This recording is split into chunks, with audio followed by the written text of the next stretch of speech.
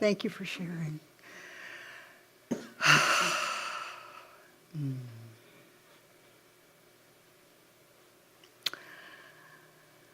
The theme for the month, this month, is where humanity and divinity meet.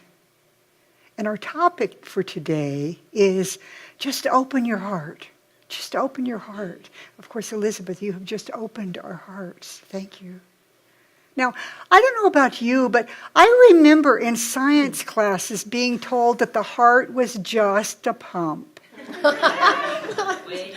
Yeah. Just a pump, and that it's really our brains that are in charge of taking care of everything in our body. Old science, of course. I remember hearing that there was nothing to substantiate the claims of poets and artists and lovers and musicians that have known that within our hearts there is that which remembers and that which knows and that which loves and that which grows. Science is coming a long way. But if the heart is just a pump, why do our hearts ache so much when we lose someone we love? If the heart is just a pump, why do we feel so much? I mean, think about words that have been around forever. Words like cold-hearted, warm-hearted, chicken-hearted, downhearted, tender-hearted. I mean, do those sound like words that are referring to some kind of a mechanical pump? Absolutely not.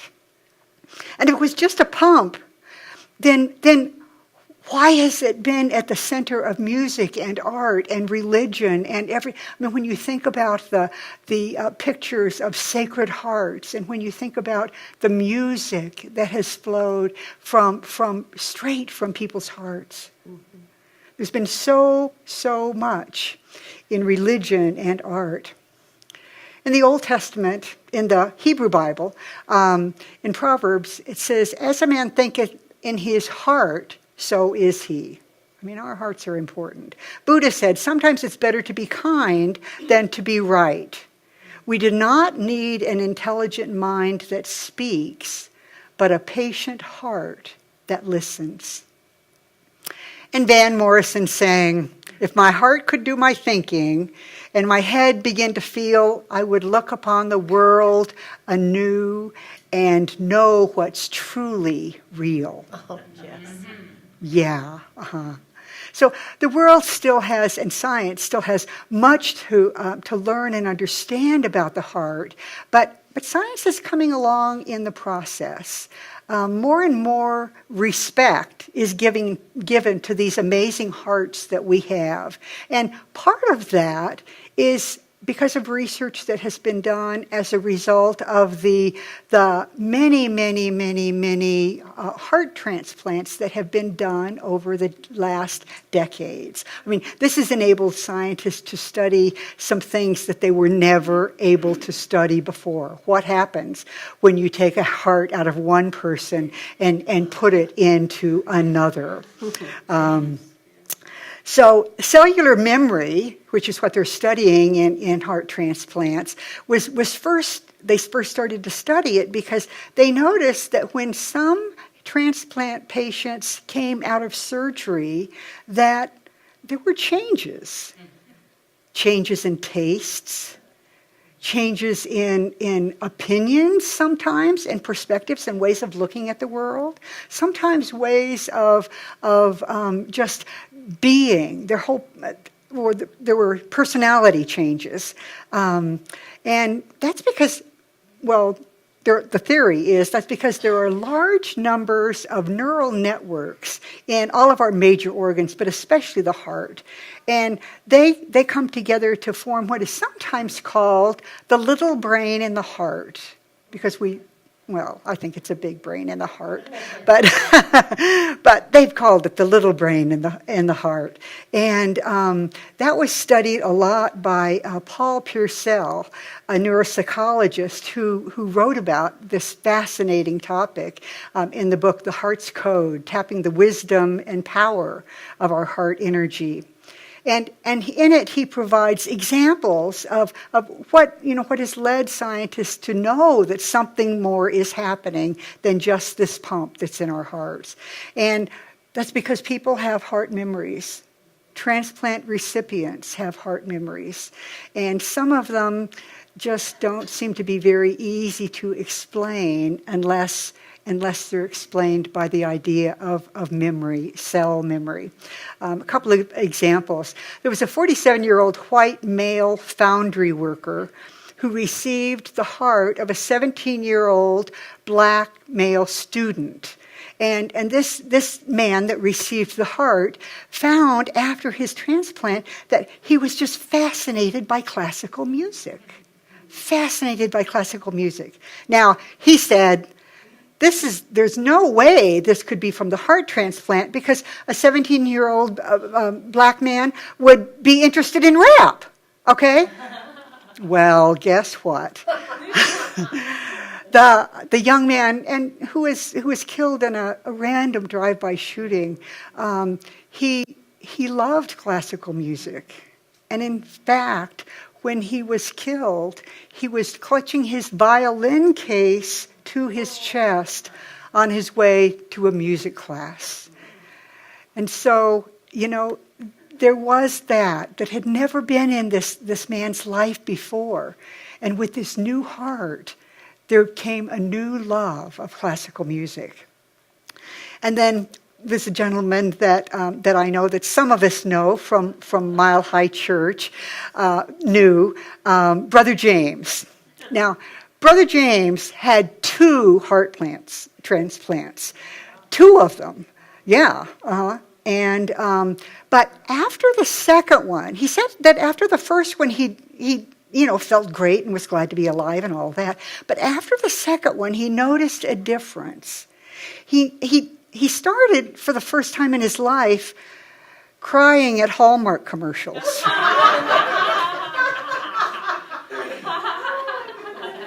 He said he could feel a difference in his heart. He could feel that it was softer. And once he found out that he had received a woman's heart, he was not surprised at all. I mean, I can remember him talking numerous times about how it had softened him and allowed him to look at life in a different way. So these hearts of ours are much more than mechanical pumps. They're the very core of who we are and who we have come here to be. Now, for a minute, I just ask each of you to point to somebody in the room. Point to somebody in the room. You can point to me. You can point at Karen. She won't notice. Yeah, just point to somebody. Okay? Yeah. I see everything. Good. Now, point to yourself. Wow. Almost everyone pointed right here to their heart. Oh my gosh. Yeah. I mean, I didn't see anybody. This is yourself. Yeah, say, oh, here I am. But it's here I am. Yeah, this is who I am. This is who you are.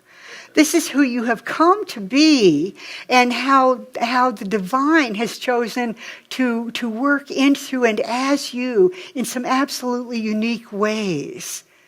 Not like anyone else. Not like anyone else. So, what about this amazing, precious heart of yours?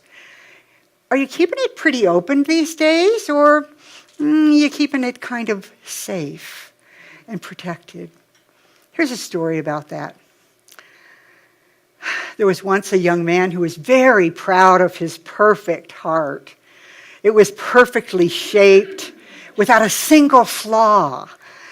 Quite amazing. It was beautiful, and he loved to show it off.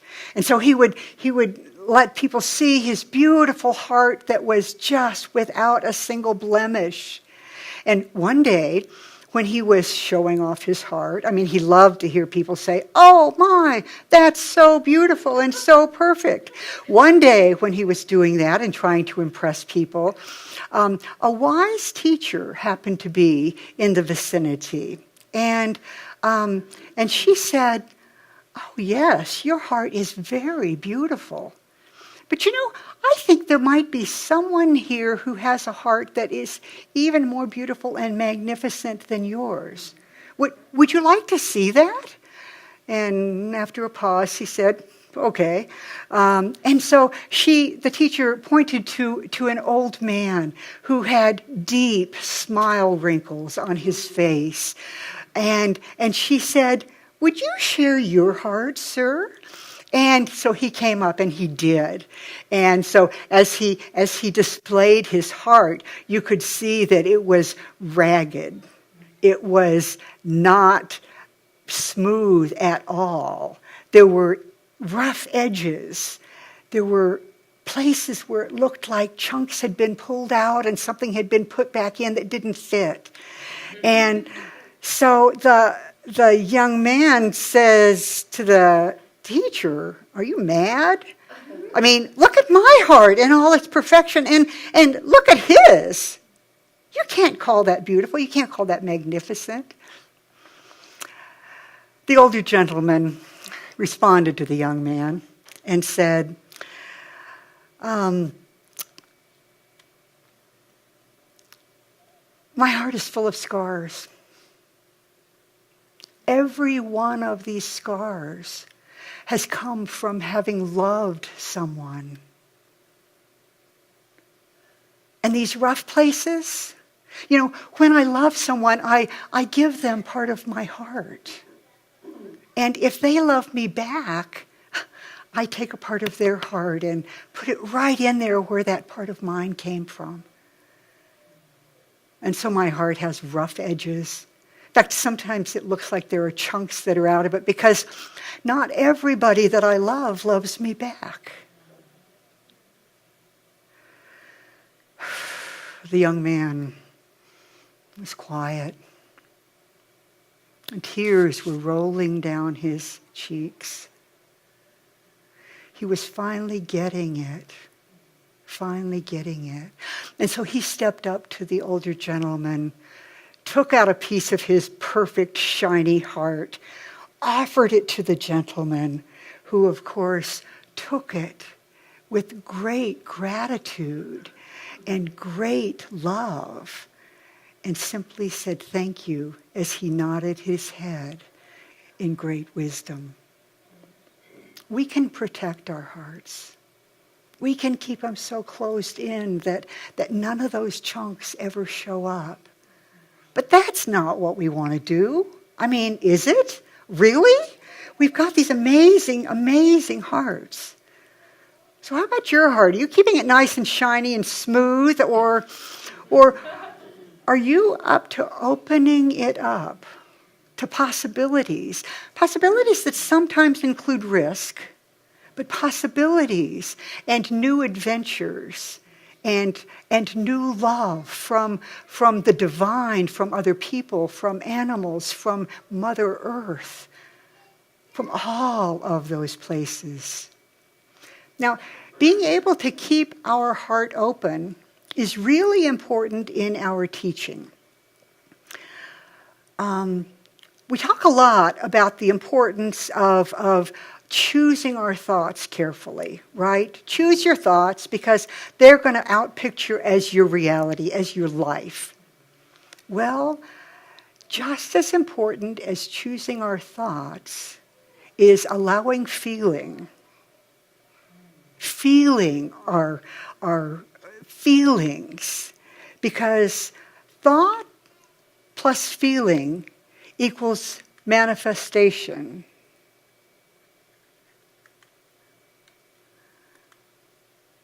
Okay, thank you. I'm going to have to, when I say click, I'll have you click, because apparently this doesn't seem to be working.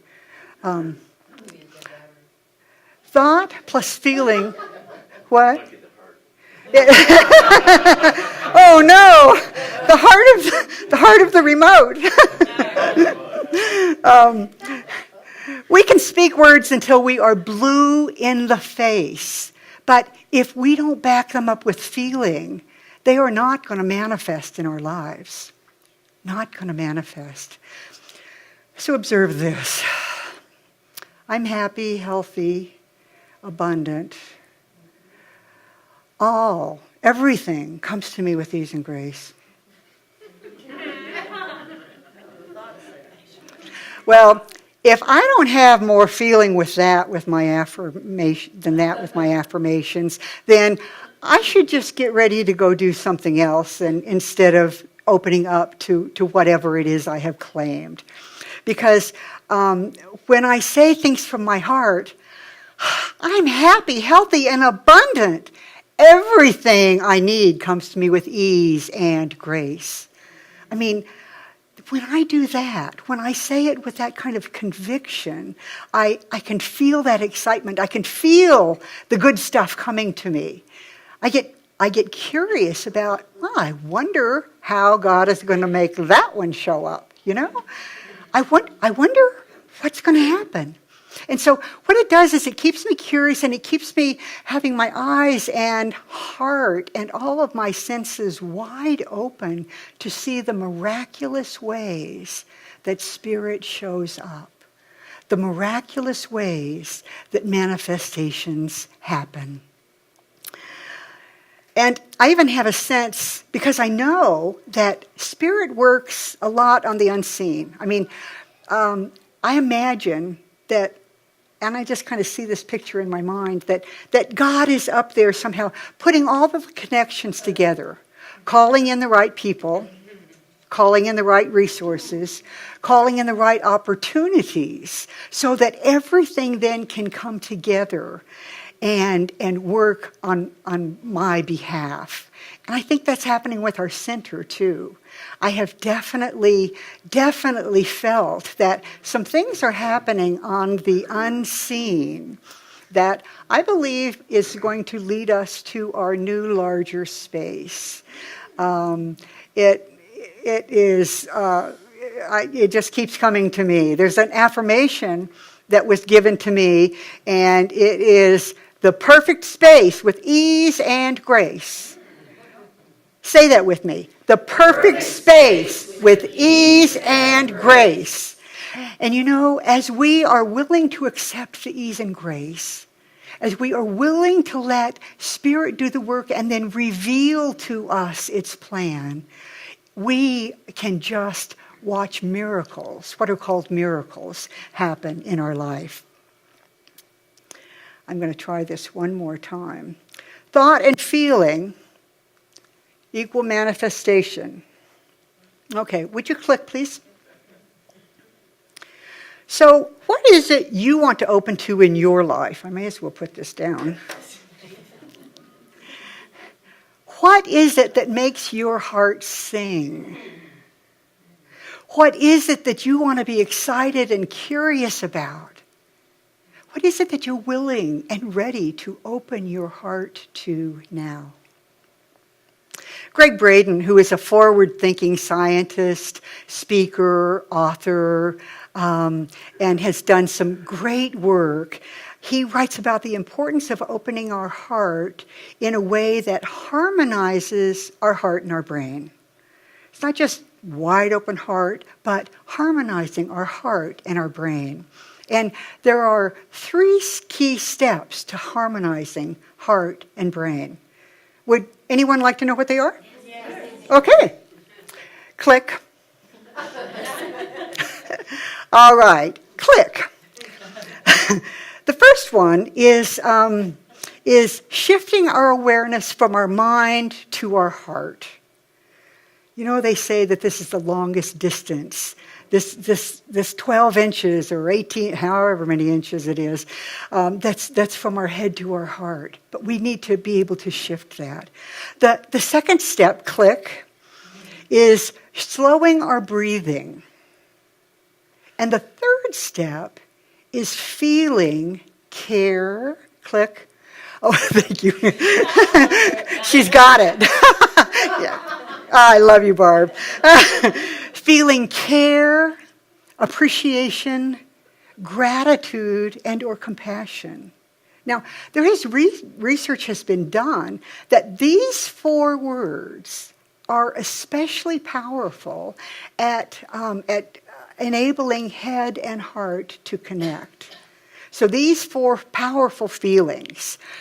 So let's just look at that closer. First of all, number 1, shift your awareness from your mind to your heart. With a single finger, or with a couple of fingers, or with your whole hand, I invite you to put your finger or your hand on your heart center. Now, what happens with this is that our attention naturally goes to the place where we feel touch. Next thing, gently slow your breathing down.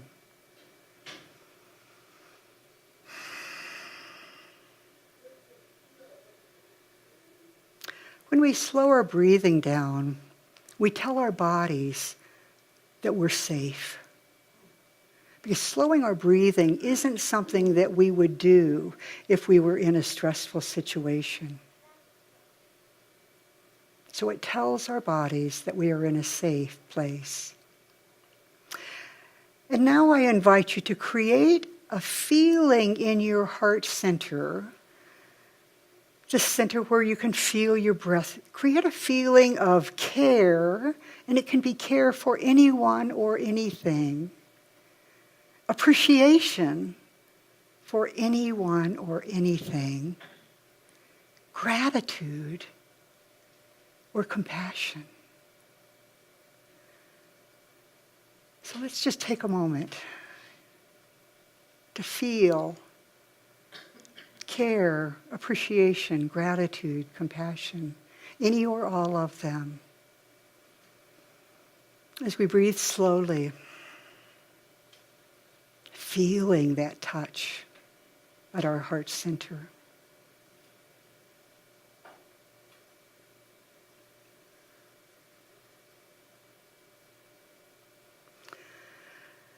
The act of opening your heart, connecting with your heart, allows you to access your deep intuition, your deep knowingness, your deep creativity that is just waiting to flow through you. And there are bonuses.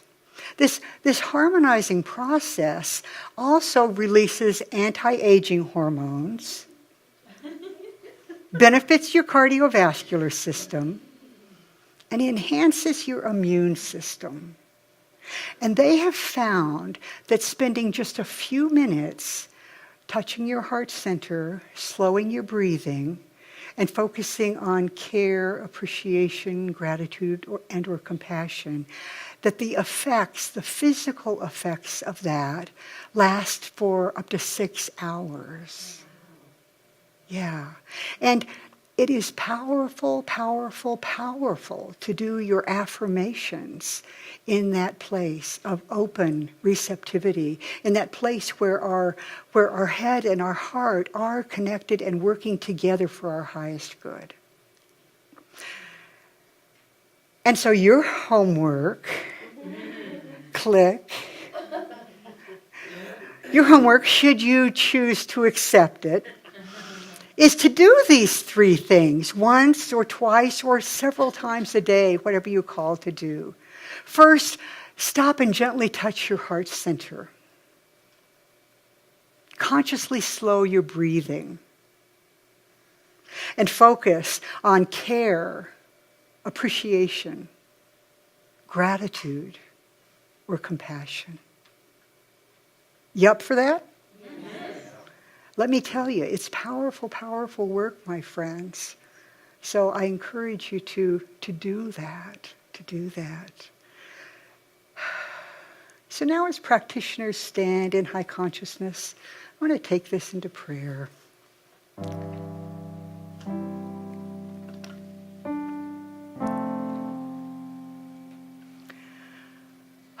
We open our hearts. We open them to love, to the gratitude, to what is waiting for us as we are willing to open, as we are willing to harmonize our heart and our head, as we are willing to say yes to Spirit. And so what I claim for each person here is that as we go through the week, we just open our heart to love. We open our heart to joy, to opportunities, even if they may seem a little scary. Our hearts are open to all of the good that Spirit has for us, and we are led. As we quiet, as we go within, as we slow our breathing, as we harmonize, we are told by that universal wisdom, anything we need to know, we are guided, we are blessed. And so I know that this shows up for each of us in ways that we can accept and understand and remember and practice, leading us into an absolutely magnificent week in every way. I'm grateful, grateful, grateful that because I have felt this in my heart, it is truth. It is the way it is, and so it is.